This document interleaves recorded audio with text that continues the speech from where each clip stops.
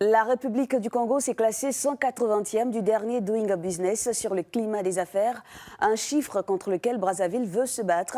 Le pays a présenté sa recette pour l'assainissement du climat des affaires.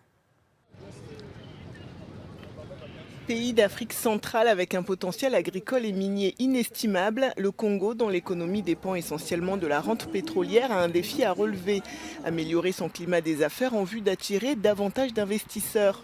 Le classement du pays en 2020 au 180e rang du Doing Business prouve qu'il est loin du compte. Des lois et des textes sont toutefois pris pour faciliter la création des entreprises par l'assouplissement des modalités.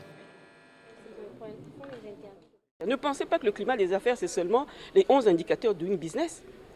Le climat des affaires, c'est la lutte contre la corruption. Tout ça, c'est le climat des affaires. Il y a beaucoup d'institutions qui sont créées pour améliorer le climat des affaires. Il y a beaucoup de textes qui ont été pris.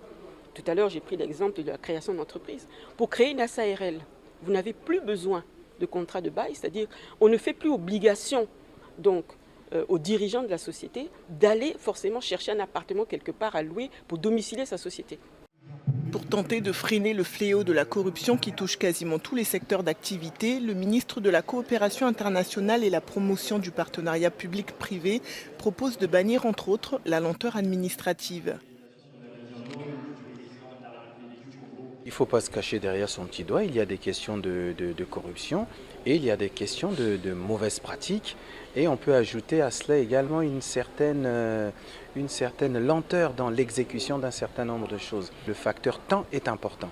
Et c'est vrai que dans notre pays, on se donne parfois le temps que l'on n'a pas. Donc dans le secteur des affaires, le temps est important et le temps c'est de l'argent. Donc les choses doivent se faire très vite. Et lorsque les choses traînent dans les administrations, ça n'encourage pas les partenaires à rester dans notre pays. Si toutes ces mesures éditées lors de ce forum sont appliquées, Brazzaville espère redevenir une destination prisée par les investisseurs étrangers.